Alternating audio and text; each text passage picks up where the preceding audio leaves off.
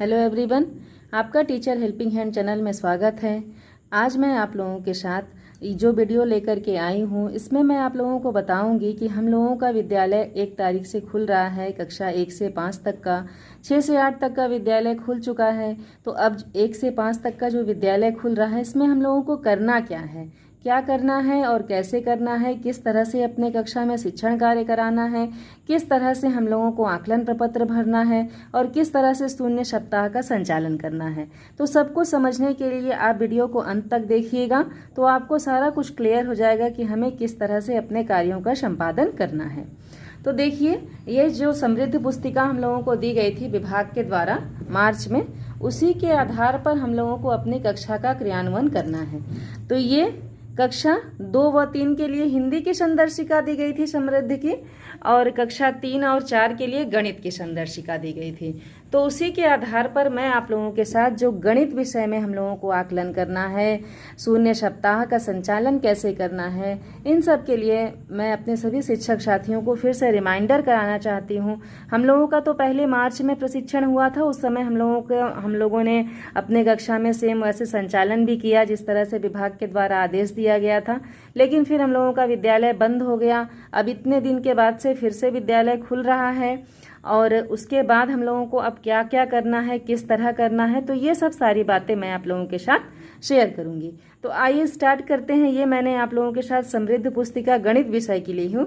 अब इसमें हम लोगों को क्या करना है, सबसे पहले मैं बता दूं आप लोगों को कि अभी जब हमारे विद्यालय में बच्चे आएंगे कक्षा 1 तारीख से, कक्षा 1 से 5 तक के बच्चे, तो हम लोगों का 2 सप्ताह 14 दिन का हम लोगों का शून्य सप्ताह का समय चलेगा। शून्य सप्ताह में हमें करना क्या है? शून्य सप्ताह में हमें ऐसे बच्चे जो हमारे मोबाइल से भी नहीं पढ़ पा रहे थे, मोहल्ला कक्षा में भी नहीं आ पा रहे थे किसी भी कारणवश, तो पहले तो हमें उन बच्चों को चिन्हीकृत करना है।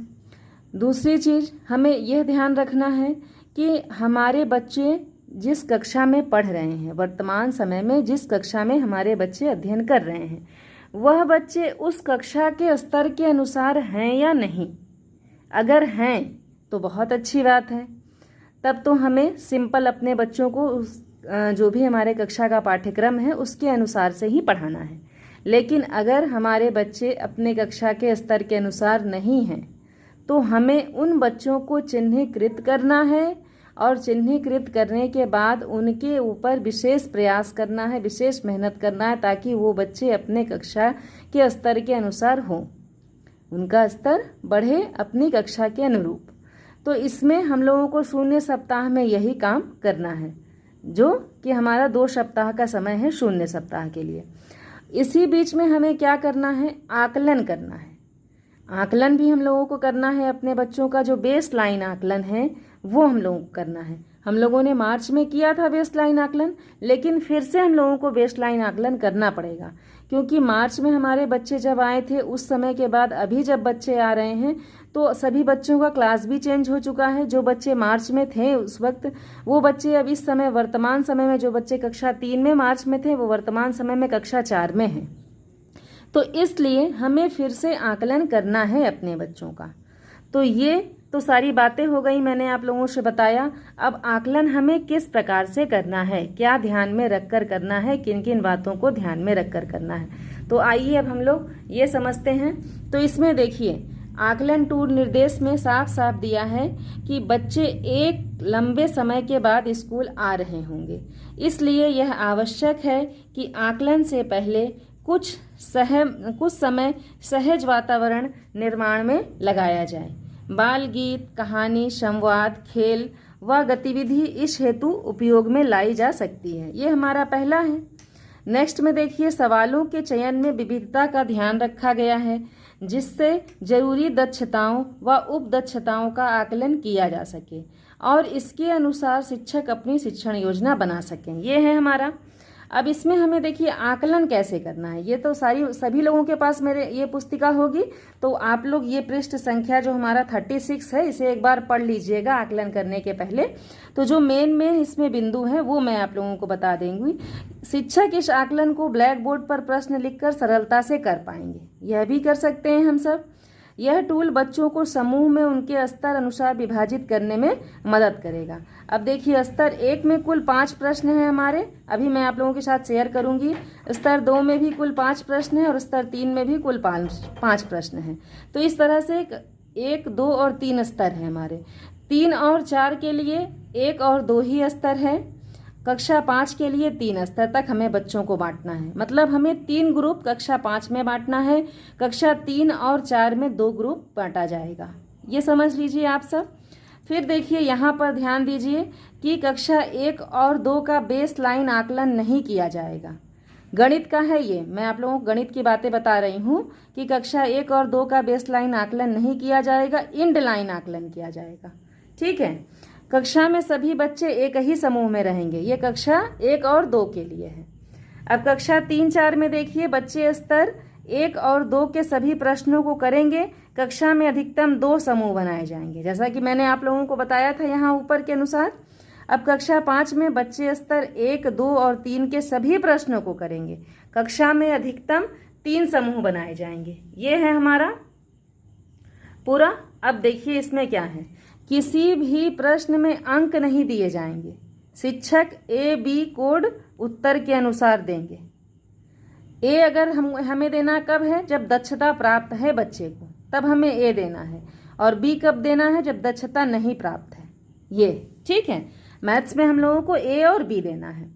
फिर क्या है, स्तर के सभी प्रश्नों के सही उत्तर दिए जाने पर किसी बच्चे का उस स्तर को पूरा किया जाना माना जाएगा। बच्चों को कार्य करने के लिए पर्याप्त समय दिया जाए। शिक्षक बेस लाइन और इंड लाइन आकलन में बच्चों द्वारा किए गए कार्यों का दक्षतावार विवरण दिए आकलन प्रपत्र में भरेंगे। जो हम लोगों को आकलन प्रपत्र दिया गया, अभी मैं आप लोगों को दिखाऊंगी। अब देखिए, ये नेक्स्ट क्या है हमारा, यहाँ पर ये हमारा स्तर 1 है। सबसे पहले हमें अपने बच्चों को यही हल करवाना है। जो स्तर 1 है हमारा, वही हम लोगों को अपने बच्चों को पहले हल करवाना है। इसमें जो प्रश्न दिए गए हैं देख सकते हैं आप, प्रश्न संख्या 1, प्रश्न संख्या 2, प्रश्न संख्या 3, प्रश्न संख्या 4 और प्रश्न संख्या 5। ये सारा जो प्रश्न दिया हुआ है, ये हम लोगों को अपने बच्चों को हल करवाना है। ये स्तर 1 है। अगर हमारा कोई बच्चा स्तर 1 में कंप्लीट सारे क्वेश्चंस कर लेता है या क्वेश्चंस कर लेता है, तब हम लोगों को क्या करना है, जो हमारा स्तर 2 है वो उसमें हम लोग अपने बच्चों को करेंगे, ले चलेंगे। और इसके अंतर्गत भी देख सकते हैं आप, प्रश्न संख्या 6, प्रश्न संख्या 7, प्रश्न संख्या 8, प्रश्न संख्या 9 और प्रश्न संख्या 10, 5 प्रश्न इसमें भी हैं। तो कक्षा 3 और 4 के बच्चों को हमें ये हल करवाना है। अब उसी के आधार पर फिर यहाँ पर देखिए, ये जो आकलन प्रपत्र दिया हुआ है, ये मैंने इसका फोटो स्टेट भी करवा लिया है ताकि मैं अपने बच्चों को इसमें दिखा पाऊँ। अब इसमें इस तरह से आप सब भी इसका फोटो स्टेट करवा लें। और उसके बाद जितने आपके कक्षा में बच्चे हैं, जैसे 1 में 11 बच्चे हमारे आ जा रहे हैं, तो जितना बच्चे आपके क्लास में है उसके अनुसार इसे फोटोकॉपी करा लीजिए। और बाकी यहाँ पर बच्चों का नाम हम लिख देंगे, यहाँ नाम लिख देंगे। अब स्तर 1 में जब हम जांच कर रहे हैं तो संख्या पूर्व ज्ञान बच्चे को है कि नहीं, अगर दक्षता प्राप्त है तो हम क्या करेंगे, यहाँ A लिख देंगे। ठीक है। अगर दक्षता नहीं प्राप्त है तो हम B लिख देंगे। फिर गिनती 1 से 50 तक अगर बच्चे को आ रहा है तो A लिखेंगे और नहीं आ रहा है तो B लिखेंगे। इस तरह से ये हमारा बेस लाइन का यहाँ तक का आकलन है। इस जो ये प्रपत्र है, इसे हम लोगों को अच्छे से अपने पास सेव भी रखना है, क्योंकि इंड लाइन आकलन भी हम लोगों को इसी में करना है, तो इसलिए हम इसे अच्छे से अपने पास रख लेंगे। तो बेस लाइन में देखिए स्तर 1 और स्तर 2 है, ये कक्षा 3 और 4 के लिए है। इस तरह से हम लोगों को ये पूरा कंप्लीट करना है और आकलन करने के बाद इसे अपने पास हम लोगों को रख लेना है। और इसी के अनुसार से हमें अपने बच्चों को समूहों में डिवाइड करना है स्तर के अनुसार से, और स्तर के अनुसार से डिवाइड करने के बाद आधारशिला मॉड्यूल के आधार पर अपने बच्चों को हम लोगों को पढ़ाना है। उनके स्तर के अनुसार से पहले बच्चों को डिवाइड कर लीजिए, और बच्चों को इस चीज़ का पता ना चले कि हम लोग उनको कौन से स्तर में रखे हैं, ताकि हमारे बच्चे होपलेस ना हो। इसलिए तो हम लोगों को ये सब सारा वर्क करना था, तो मैंने आप लोगों के साथ ये वीडियो शेयर किया ताकि जो भी हमारी पुरानी बातें हैं, किस तरह से हम लोगों को क्या करना है, मेरे सभी शिक्षक साथियों को जो मेरे चैनल से जुड़े हुए हैं उनको सब कुछ रिमाइंडर हो जाए। और अच्छे से जब हमारा पहला दिन स्टार्ट होगा 1 तारीख से, जब हमारे बच्चे विद्यालय में आएंगे, तो हम लोग अच्छे से अपने बच्चों का स्वागत करें और उसके बाद बच्चों को कक्षा में विद्यालय में सहज करने के बाद अपने बच्चों को का आकलन करें और आकलन करके इस आकलन प्रपत्र में दर्ज करें, ताकि हमारे अधिकारियों के आने पर हम लोगों को कोई भी प्रॉब्लम ना हो पाए और हम लोग आसानी से उनके सारे प्रश्नों का जवाब दे पाएं और अपने बच्चों के स्तर को भी ऊंचा उठा पाएं। तो अगर मेरा वीडियो आप लोगों के लिए हेल्पफुल हो तो आप प्लीज़ लाइक करें, अपने सभी शिक्षक साथियों के साथ शेयर करें, कमेंट सेक्शन में ज़रूर बताएं। आपके कमेंट करने से मुझे मोटिवेशन मिलता है। अगर आप लोगों को इस तरह से हिंदी का भी चाहिए आकलन प्रपत्र की क्या किस तरह से करना है, तो आप सब कमेंट करिएगा, तो मैं हिंदी के लिए भी आप लोगों को का वीडियो अपलोड कर दूंगी कि हिंदी में हम लोगों को किस तरह से अपने बच्चों का आकलन करना है। Thank you.